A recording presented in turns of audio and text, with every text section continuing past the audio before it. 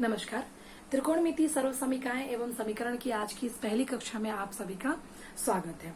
Chapter को start करने से पहले, प्रश्नों को हल करने से पहले मैं ये चाहूंगी कि आप जो है त्रिकोणमिति की बेसिक कंसेप्ट को समझें कि त्रिकोणमिति एक्चुअल में है क्या, त्रिकोणमिति में हम किन चीजों का अध्ययन करते हैं और इसका एप्लीकेशन पार्ट क्या है। मतलब ये हमारे लाइफ में या फ्यूचर में कहाँ पे जो है ये त्रिकोणमिति यूज में आती है, क्यों हम इसको पढ़ते हैं। तो चलिए स्टार्ट करते हैं।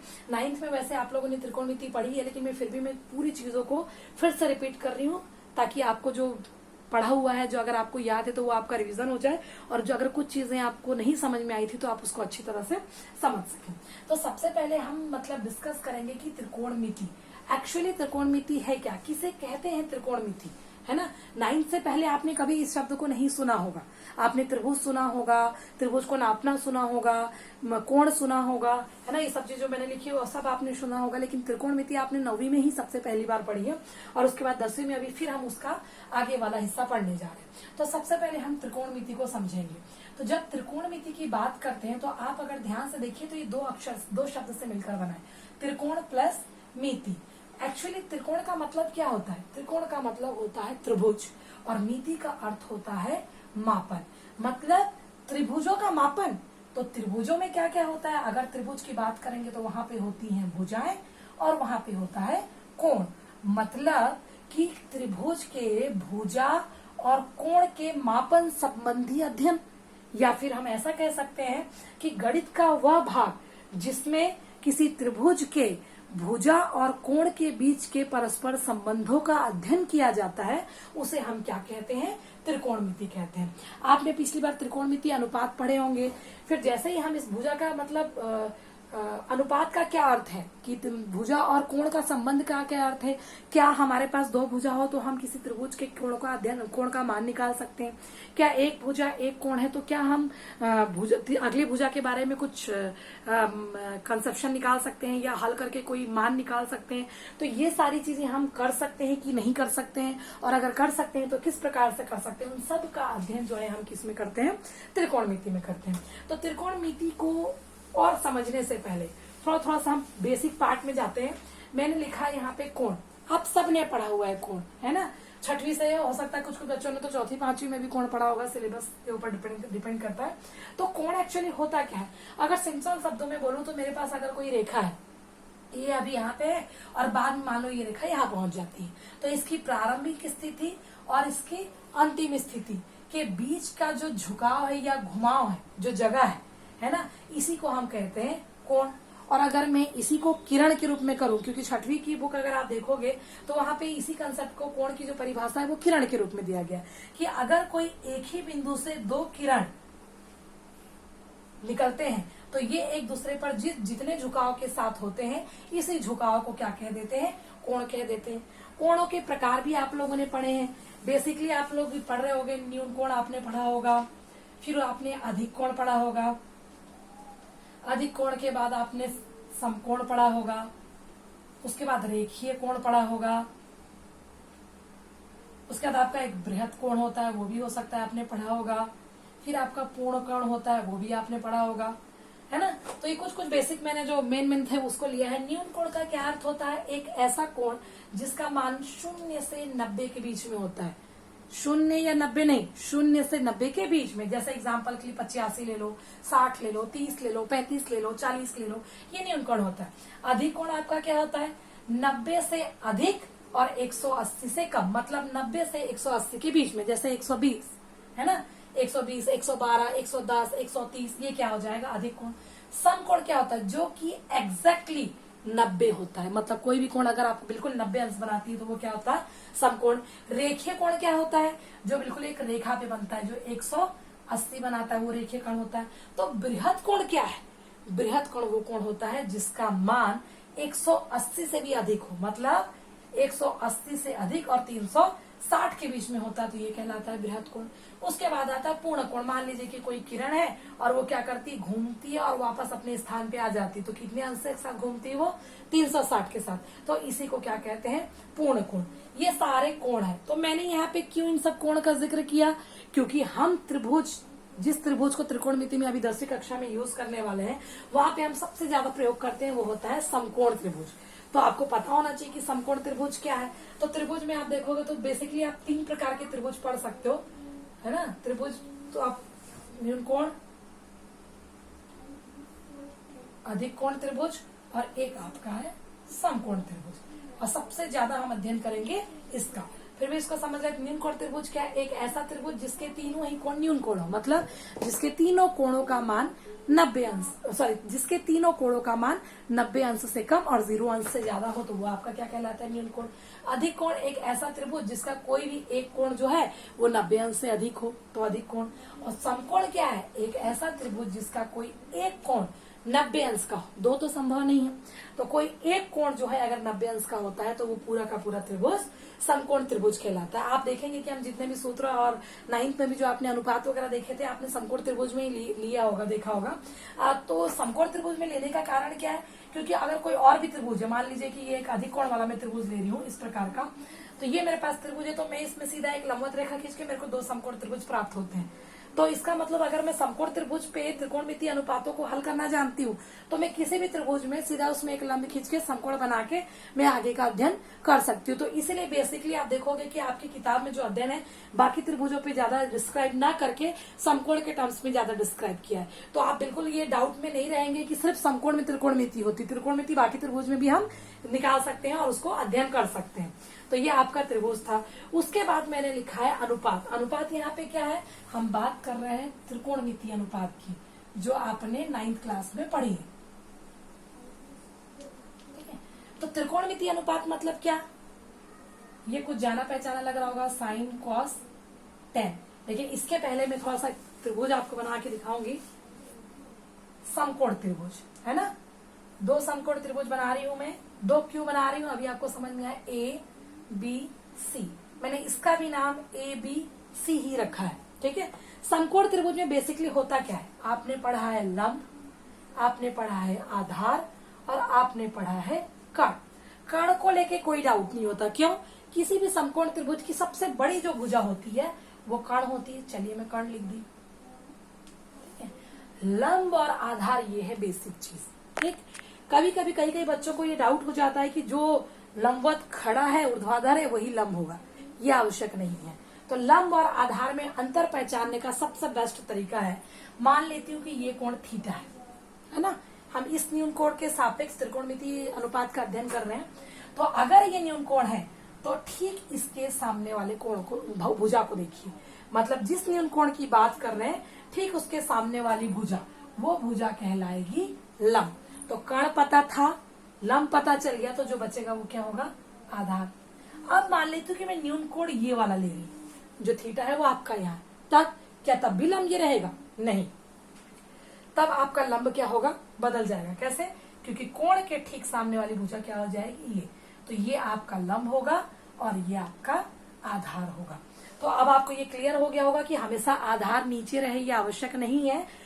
आधार या लंब का निर्धारण हमेशा वो न्यून कोण करता है जिसके सापेक्ष हम त्रिकोणमितीय अनुपात का अध्ययन करते हैं। चलिए अब त्रिकोणमितीय अनुपात में जो जो हमने पहले पढ़ा उसको हम थोड़ा सा रिकॉल कर लें।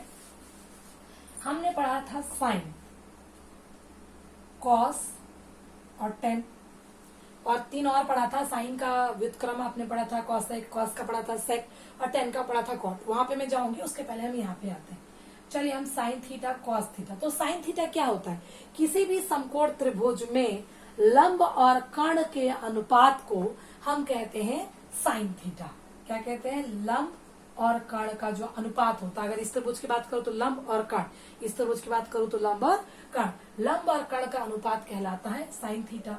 कॉस आपका होता है आधार और कर्ण का जो अनुपात होता है वो कॉस कहलाता है।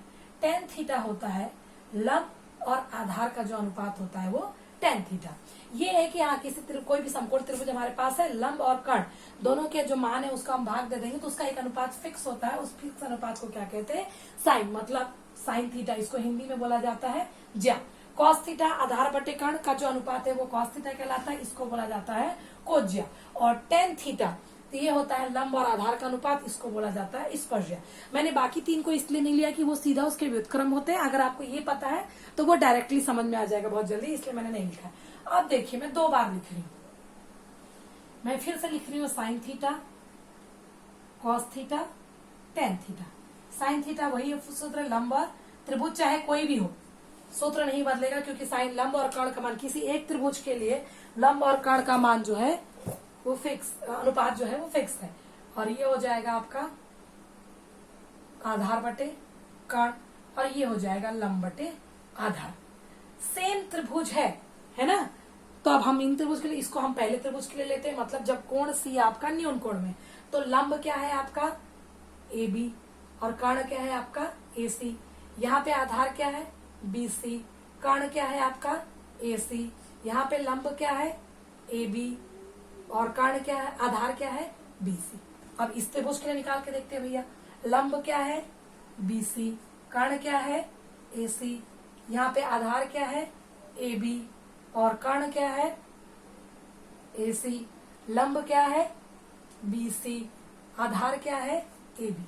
अब देखिए बिल्कुल एक ही त्रिभुज था, समकोण भी एक ही था, कोण भी यहाँ पे भी समकोण, यहाँ पे भी कोण भी समकोण, लेकिन वो कोण बदल गया था जिसके सापेक्ष हमें त्रिकोणमितीय अनुपात निकालना था। यहाँ पे उस न्यून कोण को सी की जगह लिया गया है, और यहाँ पे उस न्यून कोण को ए की जगह। और आप देखिए यहाँ साइन थीटा का मान बीसी बटे ए सी आया है, जबकि यहाँ पे साइन थीटा का मान ए बी बटे ए सी।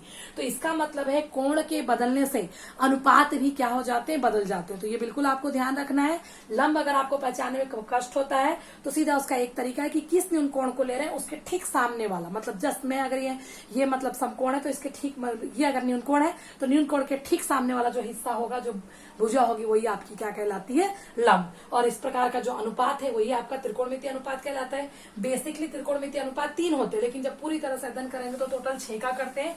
किस प्रकार से, तो आप देखेंगे यहाँ पे कई बार ये होता है कि जैसे कि साइन थीटा बराबर लंब बटे कर्ण होता है, कि लंब बटे कर्ण का जो अनुपात है वो साइन को बताता है। तो आप लोग को याद करने में मान लीजिए किसी को भी कोई डाउट होता होगा, तो मैं जो अभी बताने वाली हूँ वो सूत्र नहीं है, वो केवल एक ट्रिक है। हो सकता है आपके टीचर ने आपको ये पहले से बताया भी होगा कि आपको अगर ये याद करना है किसका, sine theta, cos theta, tan theta, कि मैं बिल्कुल भूलू ना, मेरे को कंफ्यूजन ना होगा, तो एक ट्रिक का यूज किया जाता है लाल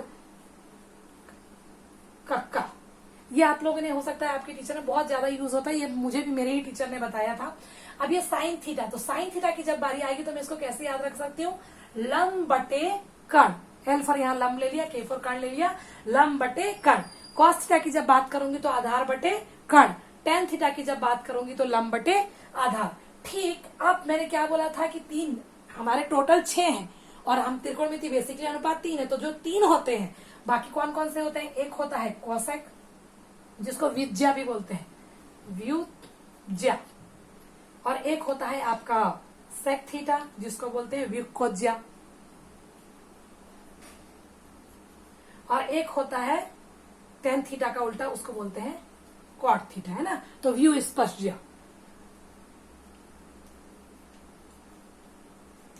तो ये 3 जो है वो जस्ट क्या होते हैं, व्यू मतलब साइन थीटा का बिल्कुल उल्टा, तो उसके लिए हमको ज्यादा सोचने की जरूरत नहीं है, डायरेक्ट आप कॉसेक थीटा, साइन थीटा का व्युत्क्रम होता है कॉसेक, कॉस थीटा का व्युत्क्रम होता है सेक थीटा, टेन थीटा का व्युत्क्रम होता है कॉट थीटा। तो अगर मुझे साइन थीटा लिखना है तो मैं डायरेक्ट ये याद करूंगी साइन थीटा बराबर लंब बटे कर्ण, लेकिन अगर मेरे को वही कॉसेक थीटा चाहिए होगा तो कॉसेक थीटा बराबर होगा कर्ण बटे लंब। ठीक उसी तरह कॉस थीटा बराबर आधार बटे कर्ण, तो सेक थीटा बराबर आपका क्या होगा, कर्ण बटे आधार। टेन थीटा की जब हम बात करेंगे तो आएगा लंब बटे आधार, और जब हम कॉट थीटा की बात करेंगे तो वही आपका क्या हो जाता है, आधार बटे लंब। तो ये आपका त्रिकोणमितीय अनुपात है, इसको याद करने का एक तरीका है। अब थोड़े से संबंधों का अध्ययन कर लेते हैं, जो कि अभी समीकरण जो हम नेक्स्ट क्लास में हम लोग जो एक्सरसाइज वगैरह हल करेंगे वहां पे क्या क्या चीजें यूज होती हैं। तो साइन थीटा का क्योंकि व्युत्क्रम कॉसेक थीटा है, तो मैं चाहूं तो इसको इस प्रकार से लिख सकती हूँ, या फिर अगर मैं चाहूं तो कॉसेक थीटा को मैं लिख सकती हूँ 1 बटे साइन थीटा। ठीक इसी प्रकार अगर मैं कॉस थीटा का सेक के रूप में लिखना चाहूं तो लिख सकती हूँ 1 बटे सेक, क्यों, क्योंकि ये इसका उल्टा है, व्युत्क्रम है। और इसी तरह अगर मैं साइन थीटा सेक थीटा लिखना चाहूं, मतलब इसका, तो इसको लिख सकती हूँ मैं 1 बटे कॉस थीटा। टेन का लिखना चाहूं तो मैं लिख सकती हूँ 1 बटे कॉट, और अगर कॉट थीटा बराबर लिखना चाहूँ तो मैं इसको लिख सकती हूँ 1/10। तो आपको लग रहा होगा मैडम ये इस प्रकार से हमको क्या जरूरत है लिखने का, है ना। तो व्युत्क्रम में जब आप नेक्स्ट क्लास में जब हम लोग प्रश्नों को हल करेंगे, समीकरण वगैरह को जब सॉल्व करेंगे, तो आप देखोगे कई कई जगह ऐसा होता है कि प्रश्न में साइन थीटा है और हमको हल करके कॉसेक का रूप लाना है, तो मैं साइन को कैसे कॉसेक में बदलूं, तो मैं डायरेक्ट साइन थीटा की जगह मैं 1/cos थीटा कॉसेक थीटा लिख सकती हूँ। कहीं पे ऐसा हो सकता है कि कॉसेक थीटा दिया है, मेरे को इसको साइन के रूप में कन्वर्ट करना है, तो मैं 1/sin थीटा कर सकती हूँ।